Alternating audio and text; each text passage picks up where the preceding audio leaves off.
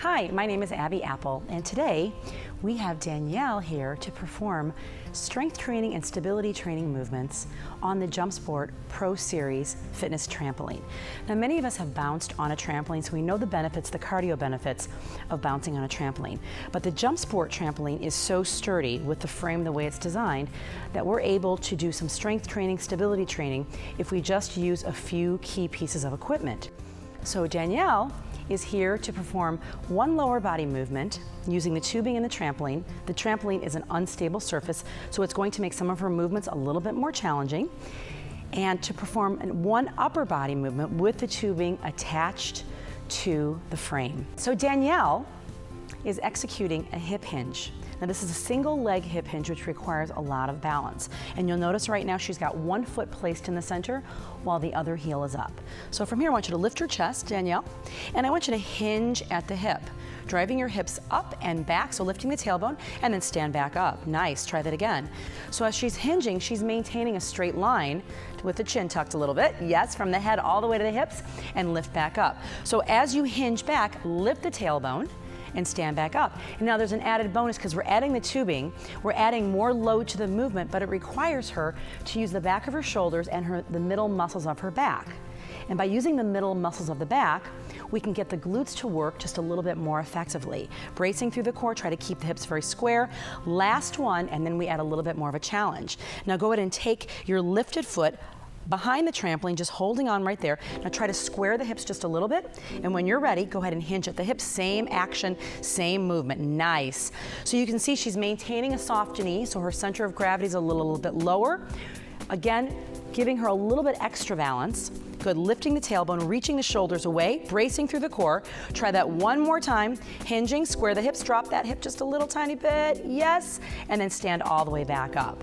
How'd that feel on your glutes and hamstrings? Oh, tough. Did you feel your ankle and your foot working? Yes. Yeah, so there's a lot of stability required. Now we're gonna stay on the same foot. So whatever is your stable leg, you're gonna keep it there, and you're gonna take the other leg out to the side. Okay. So we're gonna do a little bit of hip abduction or abduction and shoulder abduction. So I want you to think of moving this arm out to the side before you move anything. So reach this arm out to the side. Good, perfect. Square the hips just a little bit more and soften that knee just a bit. Soften this knee. Yes, ready? It will help you stabilize you a little more. Reach the arm out to the side, brace. Good, shoulders are down, and then bring that arm back in. Now when you're ready, abduct the opposite hip. So lift up that that right leg. Nice job. Good. Bracing through the core. Try to keep that left foot nice and stable. Good. Abs are nice and tight. Reach. So as you're lifting that hip, try to keep the spine nice and long and then lower back down. So the movement should come from the hip and not the waist. No lateral flexion here. It's all about hip abduction. Brace through your core more. Really pull the abdominals in and pull the rib cage down. Try that one more time. Reaching out with that arm. Wrist is nice and straight and pull back in. And let's switch everything on the other leg. So bring the other foot back in. We're going right back to the hip hinge. Perfect. So square your hips. Abs are nice and tight. And when you're ready, hinge at the hip and extend the shoulders. Nice job, and lift back up. Beautiful. That looks great. Tuck your chin just a little so your head stays in line with your neck. Lift up, bracing through the core. Lifting the tailbone, but also driving the hips back and putting all the weight into that right foot. All the weight goes into the right foot as that left heel is lifted. Try it one more time, and then we add a little more of a challenge. You know what it is already. So stand up again, and then go ahead and take this leg and move it behind. Good, holding it there. Soften the knee, just a little brace, and when you're ready, same movement. So extending the shoulders and try to hinge just a little more. I know it's a balance challenge.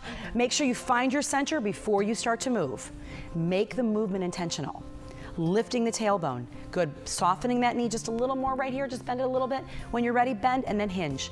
Beautiful, let's do it one last time. Chest is up, bracing, reach, open the chest, extending.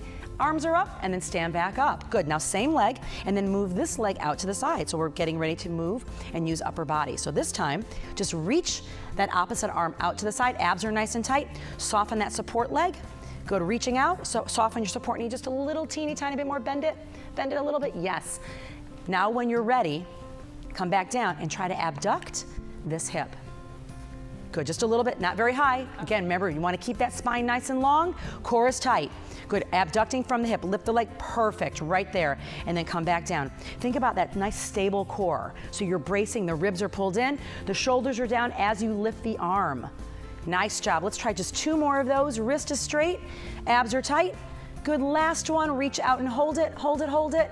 Nice, and lower and bring yourself back in. Oh, wow. Nice job, Danielle. Thank you.